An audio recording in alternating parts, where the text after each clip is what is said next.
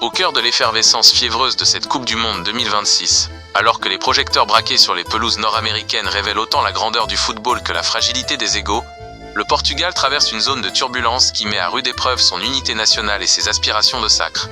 Ce match nul inaugural contre une vaillante formation de la République démocratique du Congo, loin d'être un simple accident de parcours, a agi comme un révélateur des tensions sourdes qui couvent au sein de la Seleção.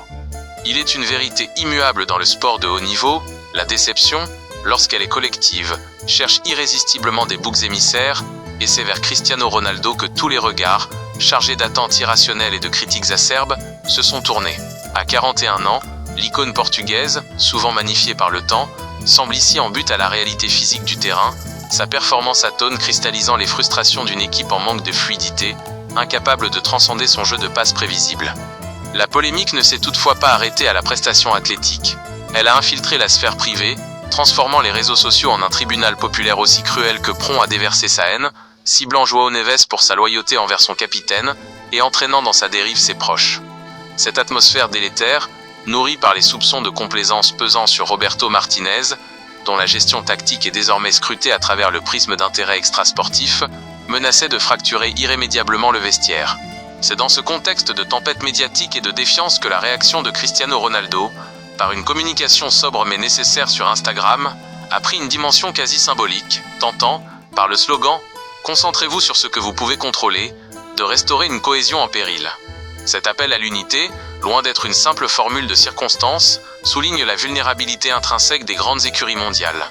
Même pourvues des talents les plus prestigieux, leur force demeure fragile, conditionnée par la capacité des joueurs à s'affranchir du tumulte extérieur et à sublimer l'ego au profit d'une conscience collective, un défi immense pour une formation portugaise qui se voit contrainte de se réinventer dans l'urgence, sous peine de voir ses rêves mondiaux se briser précocement sur l'autel de la discorde et de l'amertume.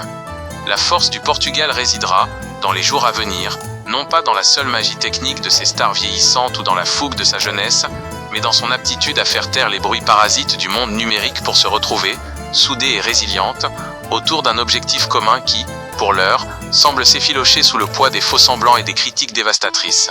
L'ombre portée par cette crise portugaise nous force à interroger la nature même de la célébrité dans le football contemporain.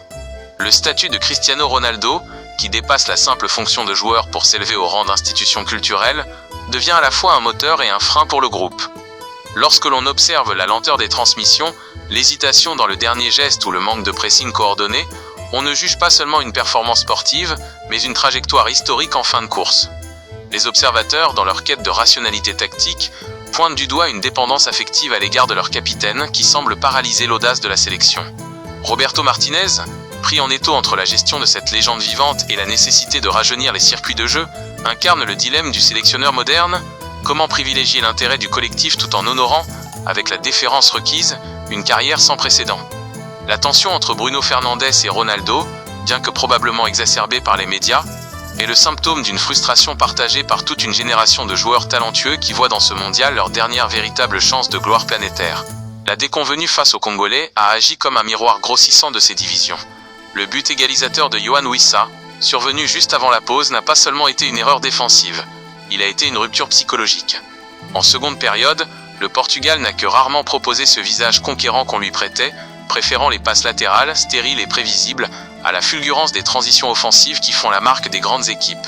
C'est précisément cette déconnexion entre le talent brut des individus et l'impuissance du système que Ronaldo a tenté de masquer, tant bien que mal, par son message de rassemblement. Toujours unis, clame-t-il, en postant ses photos avec ses coéquipiers, comme pour prouver par l'image que le vestiaire n'est pas en cendres. Mais la question demeure, suffit-il de l'image pour soigner les plaies de la réalité? Le Portugal est à la croisée des chemins. Pour survivre à cette phase de poule et espérer prolonger l'aventure américaine, il faudra bien plus que de la communication digitale. Il faudra une remise en question totale, une acceptation, par chacun, que le nom sur le dos du maillot ne saurait l'emporter sur l'emblème gravé sur la poitrine. Le destin du Portugal, dans ce tournoi, dépendra de cette capacité à transformer la tourmente actuelle en un ciment collectif.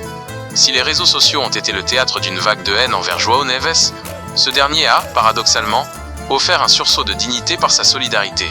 Ces moments de tension intense sont souvent les creusets dans lesquels se forge le caractère d'une équipe championne.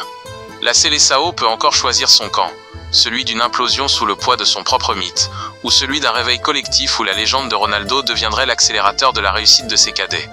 Le football, dans ses moments de crise les plus profonds, offre toujours cette seconde chance, cette possibilité de réécriture où le chaos cède la place à l'ordre tactique et à l'harmonie retrouvée. Le Portugal a encore tout à prouver, mais il dispose, malgré ses divisions, de la matière nécessaire pour transformer ce début de compétition décevant en un rappel à l'ordre salutaire, une piqûre de réalité indispensable avant d'aborder les phases couperets. Le silence de la victoire est toujours plus éloquent que le vacarme de la polémique, et c'est vers ce silence, celui de la concentration absolue et de l'effort partagé, que Ronaldo et ses hommes doivent impérativement tendre, sous peine de voir leur histoire commune se conclure sur une note amère et définitive, loin de la couronne mondiale qu'ils convoitaient tant en arrivant sur le sol américain. Pourtant, dans ce tourbillon de passion et de pression démesurée, le football nous offre, en contraste saisissant, des trajectoires aux antipodes de ces drames médiatiques, illustrant la beauté pure et l'universalité du jeu. Tandis que les géants trébuchent et que les stars s'exposent, l'histoire de Curaçao dans ce mondial 2026 vient rappeler que la magie du ballon rond réside aussi dans l'exploit de l'impossible et la célébration des petites nations. En inscrivant officiellement son nom au Guinness World Records en tant que plus petite nation, par sa population, à s'être jamais qualifiée pour une phase finale de Coupe du Monde, cette île des Caraïbes incarne la quintessence du rêve sportif, une source d'inspiration pure pour tous les territoires oubliés de la géopolitique footballistique. Malgré une entrée en lice marquée par une défaite cuisante face à l'ogre allemand, l'essentiel pour Curaçao ne résidait pas dans le tableau d'affichage, mais dans le simple fait d'être là, sur la plus grande scène du monde, bravant les pronostics et les limites démographiques. Ce certificat officiel, reçu par la présidente de la fédération Gilbert Martina, n'est pas qu'une simple distinction honorifique. Il est la reconnaissance éclatante de la persévérance, transformant chaque minute jouée, et ce premier but historique marqué face à la Mannschaft par Livano Comenencia en un succès retentissant.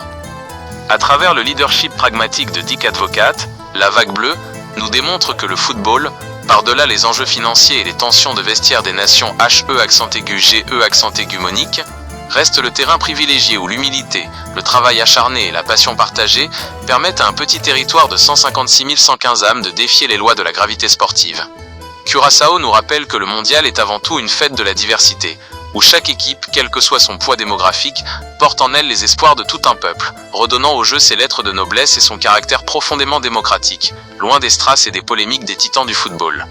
C'est dans cette simplicité triomphante que réside la véritable âme du sport, capable de faire battre le cœur d'une île entière à l'unisson pour un simple but, transformant l'existence de ses joueurs en une épopée inoubliable, prouvant que même au milieu des géants, la place est toujours faite pour les rêveurs qui osent croire en l'impossible. En tant qu'observateur attentif de ces dynamiques contrastées, quel aspect de cette Coupe du Monde 2026 ? La gestion des attentes autour des nations favorites ou la montée en puissance des petites nations vous semble le plus déterminant pour l'évolution future du football mondial ?